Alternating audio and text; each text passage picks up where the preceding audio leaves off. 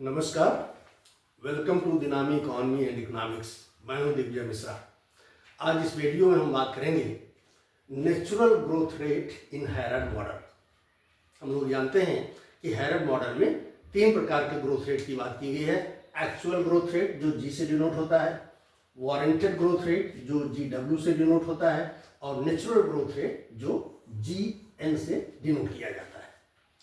Natural growth rate वह growth rate होता है हैरड मॉडल के अकॉर्डिंग जिससे इकोनॉमी में फुल एम्प्लॉयमेंट बना रहता है जब जनसंख्या एक निश्चित गति से आगे बढ़ रही होती है।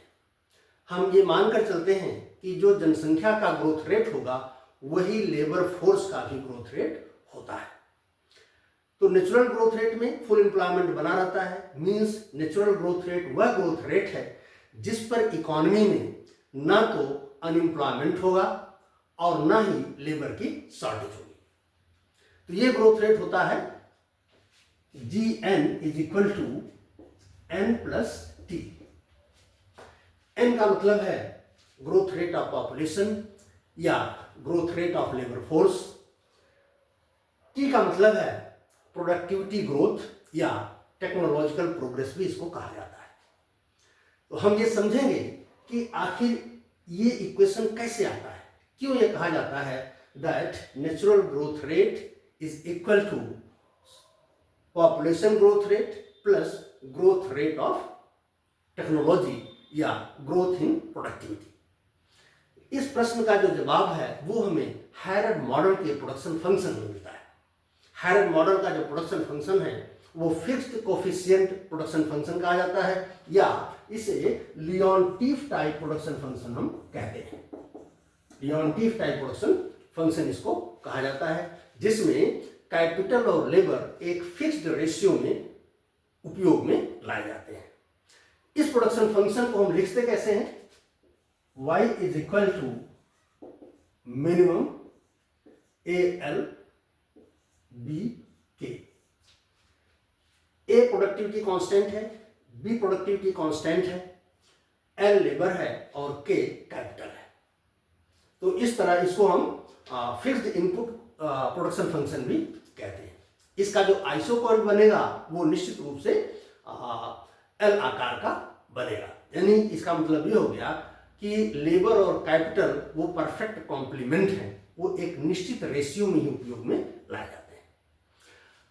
अब प्रोडक्शन फंक्शन ऐसा है, इसका मतलब हो गया, इसका इंप्लीकेशन ये होता है that y is equal to A L. ये प्रोडक्टिविटी कांस्टेंट लेबर का और एल जो है वो लेबर है। चूंकि हम ग्रोथ की बात कर रहे हैं, ग्रोथ जो है वो डायनेमिक इकोनॉमिक एनालिसिस का पार्ट होता है। इसका मतलब ये हो गया कि इनकम, लेबर और चूंकि हम टेक्नोलॉजी की बात कर रहे हैं, प्रोडक्टिविटी की बात कर रहे हैं, तो प्रोडक्टिविटी ये तीनों समय के साथ बदलेंगे। या हम यूं कह सकते हैं कि ये जो तीनों हैं, income, productivity and labour, all these three are function of time. समय के साथ ये सब बदलते रहते हैं। तो इनमें हम रिलेशनशिप किस प्रकार से स्टैब्लिश कर सकते हैं ये हम जानेंगे और इसके माध्यम से ही हम ये कहा जाता है that natural growth rate is equal to growth rate of population और growth rate of labour force plus growth in productivity और टेक्नोलॉजिकल प्रोग्रेस। इसके माध्यम से हम ये बात कर पाएंगे। तो ये रिलेशनशिप डिराइव करने के लिए हम ये जो प्रोडक्शन फंक्शन से ये जो रिलेशन आया है इसका हम लॉगरिथम ले लेते हैं। तो ये हमारा हो जाएगा L N Y is equal to L N A L और ये बराबर हो जाएगा L N A plus L N L. ये नेचुरल लॉगरिथम ले लिया।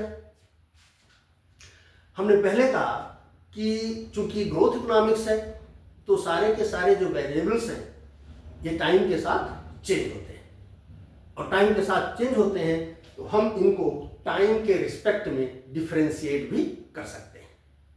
ये जो पूरा इक्वेशन है इसे हम टाइम के रिस्पेक्ट में डिफरेंशिएट अगर कर दें तो हमें क्या मिलेगा? हमें मिलेगा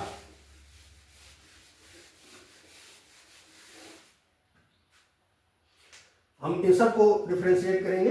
D L N Y D T is equal to D L N A D T plus D L N L D T. इनको हम टाइम के रिस्पेक्ट में डिफ्रेंशिएट करेंगे तो यहां पर क्या आ जाएगा, यहां आ जाएगा 1/y dy dt is equal to 1/a dA dt plus 1/l dl dt। इसका मतलब क्या हो गया, इसका मतलब हो गया कि टाइम में जब बहुत थोड़ा सा चेंज होता है तो y में कितना चेंज होता है। इसका मतलब कि टाइम में बहुत थोड़ा सा चेंज होता है तो a में कितना चेंज होगा, और इसका मतलब कि टाइम में थोड़ा सा चेंज होता है तो लेबर में कितना चेंज होता है। अब अगर हम इसको दूसरे रूप में लिखें तो ये आ जाएगा delta Y upon Y is equal to delta A upon A plus delta L upon L. ये क्या है, यही तो ग्रोथ रेट ऑफ आउटपुट है या ग्रोथ रेट ऑफ इनकम है। तो इसको हम GN कहेंगे, ग्रोथ रेट ऑफ इनकम या नेचुरल ग्रोथ रेट जो हैरड ने कहा है। ये क्या है, इट इज प्रोडक्टिविटी ग्रोथ, इसको हम T से डिनोट कर दें। और ये क्या है, growth rate of labour force, जो हमने पहले ही मान लिया था दैट इट इज N। तो इस तरह से हैरड मॉडल में जो नेचुरल ग्रोथ रेट है that's becomes sum of growth rate of labour force और growth rate of population and growth rate of productivity या ग्रोथ इन टेक्नोलॉजिकल प्रोग्रेस। अगर हम ये मान लें कि टेक्नोलॉजिकल प्रोग्रेस नहीं होता है या टेक्नोलॉजी कांस्टेंट होती है तो GN is equal to N, यानी जो नेचुरल ग्रोथ रेट होगा वो लेबर फोर्स के ग्रोथ रेट के बराबर होगा। क्योंकि हम ये मान रहे हैं कि लेबर फोर्स का ग्रोथ रेट पॉपुलेशन के ग्रोथ रेट के बराबर होता है, इसलिए जो नेचुरल ग्रोथ रेट होगा वो पॉपुलेशन के ग्रोथ रेट के बराबर होगा। इस ग्रोथ रेट पर चूंकि जिस गति से लेबर ग्रो कर रहा है उसी गति से आउटपुट भी ग्रो कर रहा है, और आउटपुट और लेबर के बीच में ये रिलेशनशिप है, हम कह सकते हैं कि ये आनुपातिक रिलेशनशिप है। तो ना तो लेबर की शॉर्टेज होगी और ना ही अनएम्प्लॉयमेंट होगा या लेबर का एक्सेस होगा। तो इकोनॉमी लगातार फुल एम्प्लॉयमेंट पर रहते हुए आगे बढ़ती चली जाएगी। इसलिए ये जो नेचुरल ग्रोथ रेट है वो इसके बराबर कहा जाता है।